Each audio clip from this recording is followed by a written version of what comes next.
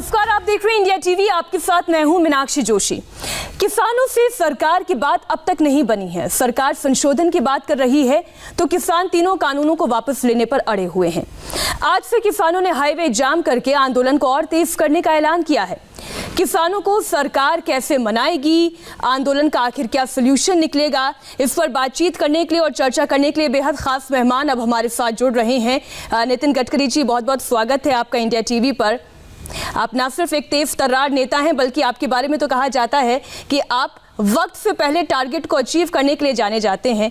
तो किसानों को मनाने का ये टारगेट सर अब तक ये सरकार अचीव क्यों नहीं कर पा रही है? देखिए, पहली बात तो यह है कि पिछले 5-6 साल में हमारी सरकार आने के बाद हमने विशेष रूप से किसानों के लिए जो कार्य किया है उसके बहुत अच्छे फल मिलने की शुरुआत हुई है। सबसे पहली बात यह है कि किसानों में जिस प्रकार की भ्रम फैलाया जा रहा है वो पूरी तरह किसानों की दिशा भूल कर रहा है। अभी जैसे ये कृषि उत्पन्न बाजार समिति के कानून के बारे में चर्चा हो रही है, कृषि उत्पन्न बाजार समिति भी रहेगी और किसान अपने माल को और भी कहीं बेचना है तो बेच सकता है। अब जैसे उदाहरण के लिए मैं अपनी बात बताता हूँ। मेरी नागपुर के पास धापेवाड़ा में खेती है। इसी खेती में से हम लोग, हमारी सब्जी आती है, पहले बाजार में ले जाते थे। अब ये पूरी सब्जियां हम लोग एक शेतकरी बाजार करके है प्रताप नगर चौक में, वहाँ बेचते हैं।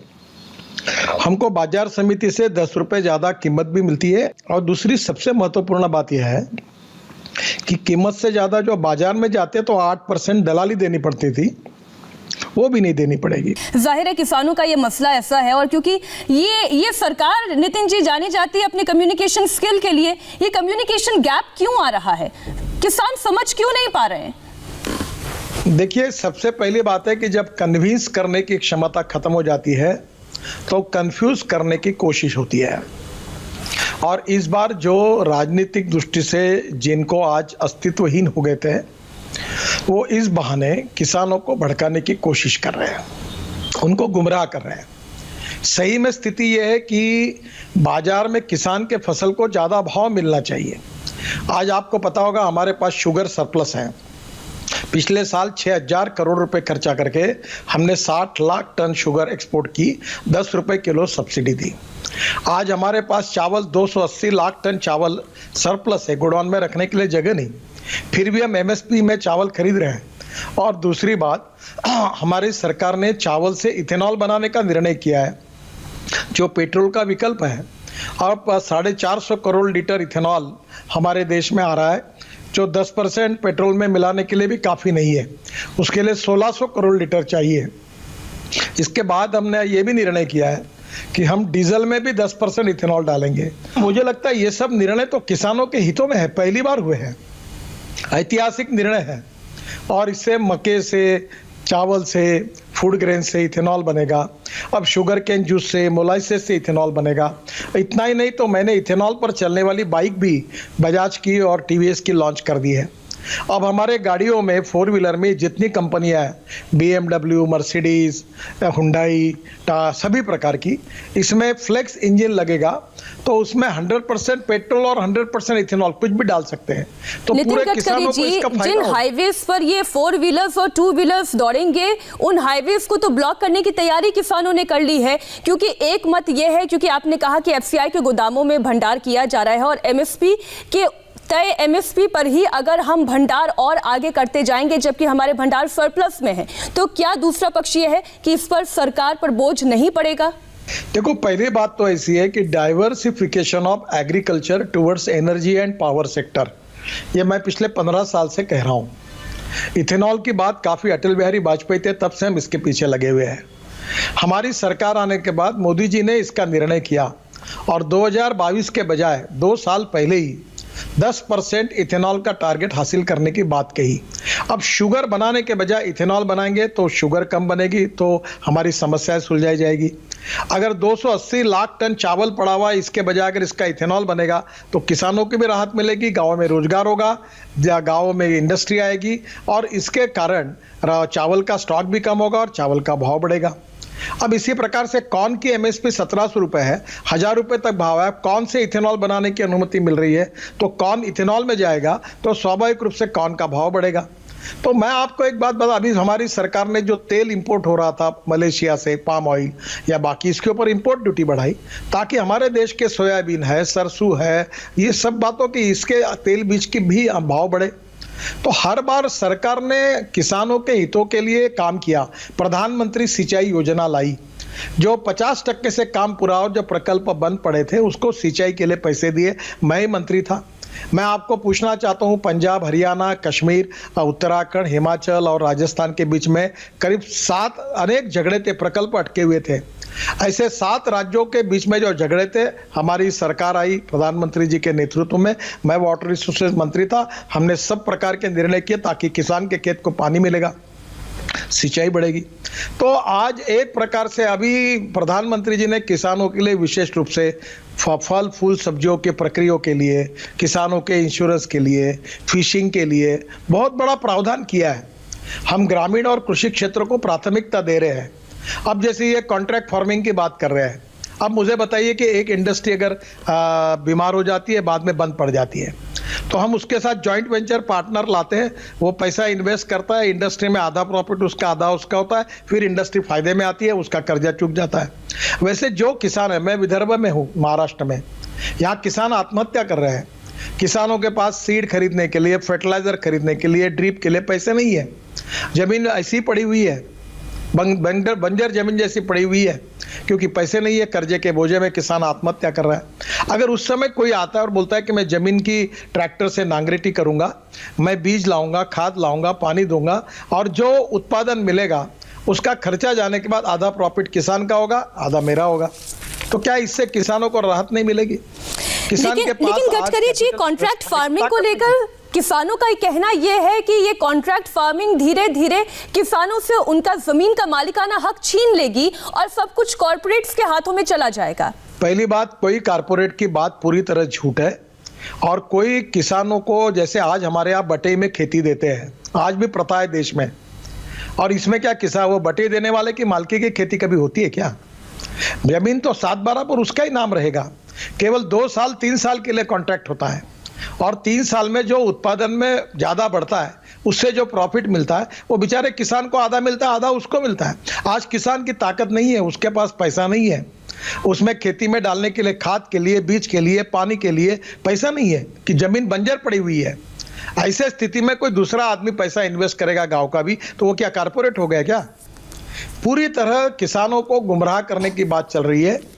आज पहली बार स्वाधीनता के बाद इस 6 साल में हमारी सरकार आई, तो मोदी जी के नेतृत्व में आज तक जितने निर्णय नहीं हुए, उतने किसानों के हितों के निर्णय इस समय हुए हैं, और ये पूरी तरह किसानों को गुमराह करने की कोशिश की जा रही है। मैं कम से कम 15-20 साल से किसानों में काम कर रहा हूँ, और मैं तो, आप नागपुर में आइए, आपके यहाँ रिपोर्टर है, आज जाकर देखिए, मेरी सब्जी आज सुबह शेतकरी बाजार में गई है। आज हमारे यहाँ कलमना मार्केट में जो भाव है, उससे 10 रुपये ज़्यादा भाव मुझे मिला है, और उसके साथ जो 8% बाजार में सब्जी बेचने के बाद दलाल को देना पड़ता था, वो भी बच गया है। तो मेरे को 1 किलो के पीछे 10 रुपये का फायदा हुआ है। अगर ये फायदा किसानों को मिलता है, तो किसानों की आमदनी बढ़ेगी। क्या दलालों का इनकम बढ़ना चाहिए, इसके लिए आंदोलन किया जा रहा है क्या? क्या दलालों के चुंगल से, बिचौलियों के चुंगल से अगर किसान मुक्ति पाता है, तो क्या उसमें किसान का हित नहीं है? इस आंदोलन में नितिन गडकरी जी, कई आरती भी इस आंदोलन में शामिल है, समिति में जाकर तो बेचे। जी, कई आरती भी इस आंदोलन में शामिल है, जिनके रिएक्शंस भी हमें बीच बीच में मिले थे। अब किसानों की अगली चिंता गडकरी जी एमएसपी को लेकर है। किसान ये कह रहे हैं कि अगर सरकार वाकई में कहती है कि एमएसपी जैसी थी वैसी रहेगी, इसमें कुछ बदलाव नहीं होने वाला है, तो लिखित में दे दे सरकार। यह आश्वासन लिखित में देने में क्या हर्ज है सरकार को? देखिए, पहली बात तो ऐसी है कि हमारी सरकार जिस तारीख से आई है, हर साल में एमएसपी बढ़ी है। आप ये 6 साल का ग्राफ निकाल लीजिए, और हमने एमएसपी नीचे जाने का सवाल ही नहीं उठता, ये पूछने का सवाल ही इररिलेवेंट है। हमने किसानों को पूरी तरह प्रोटेक्ट किया है, और हर बार एमएसपी के साथ, खाद के कीमतों के साथ, दवाई के साथ, सीड के साथ, खर्चा, उत्पादन खर्चे के साथ उसका मूल्य निकालने की पद्धति निश्चित की है, और उसी के आधार पर मूल्य निर्धारित हो रहे हैं। आज सरकार खरीद कर रही है, लाखों रुपए उसके लिए, करोड़ों रुपए खर्चा कर रही है, और किसान का माल भी खरीद रही है। आज हमारे ये जो हमारी दाल बिया थी, एक समय हमारे यहाँ था, कितने बड़े प्रमाण पे हमने उसकी खरीदी की है, राज्य सरकार को उसके लिए मदद की है। हमारे यहाँ कपास होता है, सीसीआई की तरफ से कपास खरीदने के लिए भारत सरकार ने पिछले साल हमारे यहाँ 36,000 करोड़ का कपास खरीदी किया है। तो ये सरकार किसानों के साथ तो खड़ी है पूरी तरह से। और ये जब तीनों एक्ट जब पार्लियामेंट में आए थे, राज्यसभा और लोकसभा में, तो इन्हीं पार्टी के नेताओं ने उसके ऊपर सुझाव दिए और उनके सुझाव के आधार पर फिर हमने बिल पास किया है। उनकी बातों को भी माना और इसके बाद में भी अगर कोई बात रही होगी तो चर्चा के द्वारा आप आइए, बताइए, जो भी किसान के हित में वो करने के लिए सरकार तैयार है। तोमर जी बार बार ये बात कह रहे कि हम भी तैयार है, ओपन माइंड है, पूरे ओपन माइंड से हम लोग उसकी बात को देखने के लिए तैयार है। ये तो कई ऐसे फोटो लग रहे हैं आंदोलन में जिसका कोई संबंध नहीं। जब ध्यान में आ रहा कि इस आंदोलन को मिसगाइड करके और किसानों को कंफ्यूज करके कुछ लोग इस देश में फिर से अराजक मचाने की कोशिश कर रहे हैं और वो जो विपक्ष में बैठे हुए लोग हैं उसको जानबूझकर और बढ़ावा दे रहे हैं, मेरा समझते हुए भी। तो मैंने जैसे पहले कहा था कि जब कन्विंस नहीं किया जाता तो कंफ्यूज करने की कोशिश की जा रही, और किसानों ने ऐसे तत्वों से सावध रहना चाहिए और सच्चाई को समझना चाहिए। यही मेरा उनसे अनुरोध है। आप ये कह रहे हैं कि अब ये आंदोलन कम, राजनीति ज्यादा है? 100%। मैं आपको बता रहा हूं कि स्वाधीनता के बाद हमारे 6 साल में सरकार ने जितने किसानों के हितों में निर्णय किए, जितना पैसा दिया है, मुझे बताइए इसके पहले कभी हुआ है क्या?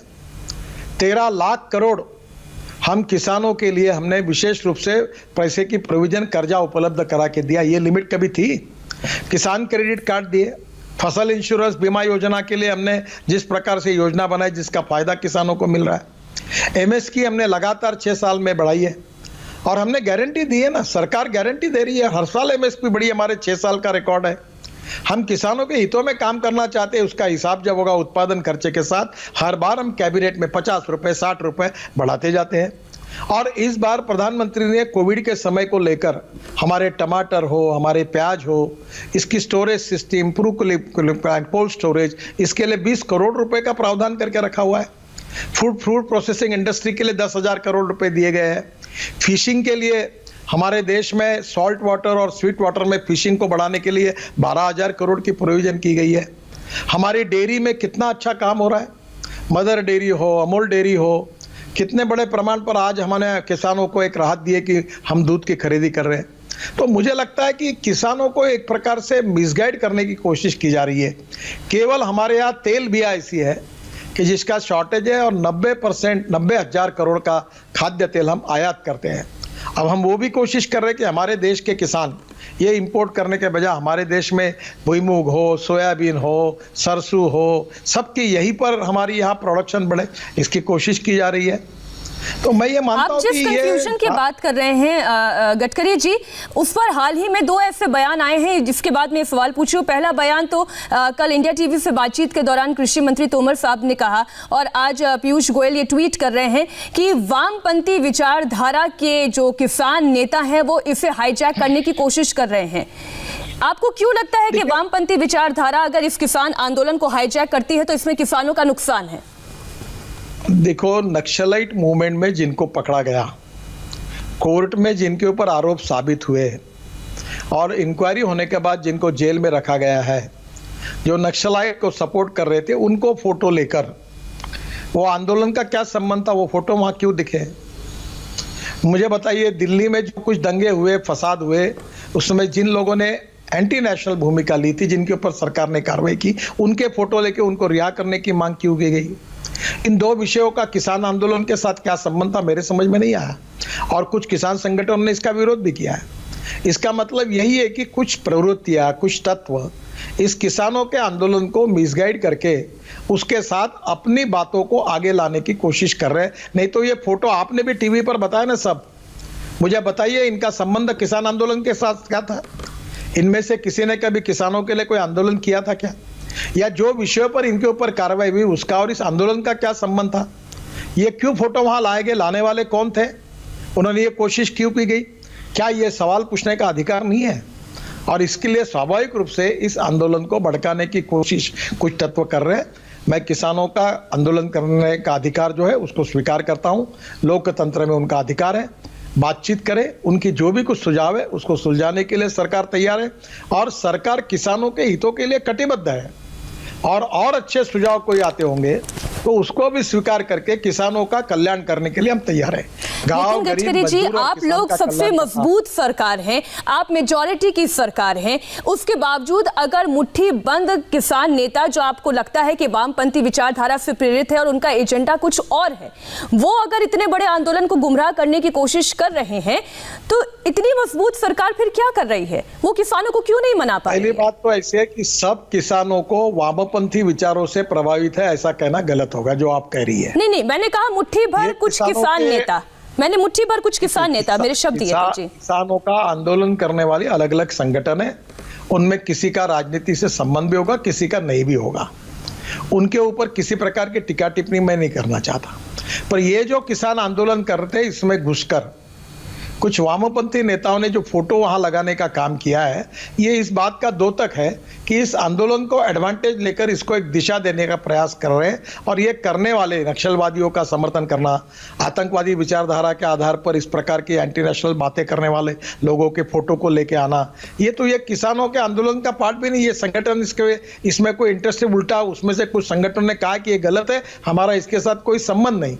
ये कोशिश करने वाले कौन है, ये ढूंढने की आवश्यकता है। और हमारा कहना है कि ये वामपंथी लोग इसमें इस प्रकार की कोशिश करके आग में पेट्रोल डाल के इसको आग लगाकर परिस्थिति को खराब करने की कोशिश कर रहे हैं, आंदोलन को भटकाने की कोशिश हो रही है। अब मैं रणदीप सिंह सुरजेवाला का एक ट्वीट आपको पढ़कर सुना रही हूं। उन्होंने मोदी जी को टैग करते हुए लिखा है कि 3 काले कानूनों का असर देखें जो बिहार में भाजपा जदयू ने साल 2006 में लागू किए थे। 30 लाख मीट्रिक टन धान खरीद में केवल 793 मीट्रिक टन की ही सरकारी खरीद हुई। किसान को 1868 क्विंटल एमएसपी की जगह 800 मिल रहा है। अब सच क्या है? देखिए, ये बात तो बिल्कुल महत्वपूर्ण है कि किसानों का जो भी उत्पादन है उसको एमएसपी के आधार पर खरीदना सरकार की जिम्मेदारी है। राज्य सरकार वो खरीदता है और भारत सरकार उस पैसे को देता है। और इस प्रोसेस में लगातार देश में खरीदी करना शुरू है। कहीं कम ज़्यादा होगा तो उसमें दुरुस्त किया जाएगा। और सरकार की कटिबद्धता एमएसपी के साथ है, उसके साथ सरकार पूरी तरह जिम्मेदारी के साथ काम करेगी। मैं ये विश्वास के साथ आपको बताना चाहता हूँ। कुछ जगह समस्या ये कि राज्य सरकार के पास गोडाउन में जगह नहीं है, कुछ जगह रखने के लिए जगह नहीं है, कुछ जगह बरसात के कारण अनाज खराब हुआ है, तो वह सब समस्या है। उसके बाद भी राज्य सरकार के सहयोग से एमएसपी के आधार पर जो सरकार की कटिबद्धता है, सरकार उस वादे को निश्चित रूप से निभाएगी, ये मैं विश्वास के साथ बताना चाहता हूँ। बहुत संक्षेप में एक आखिरी जवाब आप नितिन जी जरूर दीजिएगा। आप किसानों को कैसे भरोसा दिलाते हैं उन 5 बिंदुओं के जरिए कि वो ये आंदोलन समाप्त करें और आपके साथ एक टेबल पर आए? देखिए, सबसे पहली बात है कि किसान को बाजार समिति में जाकर अपने एवज का जो मूल्य मिल रहा है उससे ज्यादा मूल्य अगर बाहर मिलता है तो वो किसान का अधिकार है, लोकतांत्रिक अधिकार है, और इसलिए इसमें किसान का फायदा है। दूसरा, बाजार समिति में जाते हैं तो वहां अनाज के ऊपर भी 2% दलाली देनी पड़ती है बिचौलियों को, और सब्जी और मार्केट में 7 से 8% देनी पड़ती है। तो मैं ये मानता हूं कि ये दोनों बचता है तो उसमें किसान का फायदा है। और तीसरी बात, बाजार समिति में जो मूल्य है उससे अगर ज्यादा मूल्य अगर मार्केट में मिलता है तो वो बेचने का किसान का अधिकार है, ये किसान के हित में है। दूसरी बात, कॉरपोरेट और ये वगैरह बात फालतू है। किसान के पास आज गरीबी, भूखमरी, बेरोजगारी और कर्जे के बोझे के कारण वो जमीन में ना बीज बो सकता है, ना जमीन की नांगरटी कर सकता है, ना इलेक्ट्रिक का बिल दे सकता है, ना फर्टिलाइजर खरीद सकता है, ना ड्रिप लगा सकता है। और इसलिए कैपिटल लगाने वाला कोई दूसरा व्यक्ति आता है गाँव का, वो भी दूसरा कोई यशस्वी किसान या कोई भी व्यक्ति आता है, कंपनी आती है, तो उसमें 2 साल 3 साल के लिए कॉन्ट्रैक्ट होता है कि खर्चा वो करेगा, उत्पादन जो मिलेगा उसमें खर्चा जाने के बाद आधा प्रॉफिट उसको मिलेगा, आधा उसको मिलेगा। अब मुझे बताइए, जो जमीन बंजर पड़ी हुई है जिसका गडकरी जी, जितनी क्लैरिटी सरकार के पास है उतनी ही क्लैरिटी जल्द से जल्द किसानों को मिले और ये जो गतिरोध है वो टूटे, हम यही उम्मीद जताते हैं। बहुत बहुत धन्यवाद हमें समय देने के लिए इस चर्चा के लिए।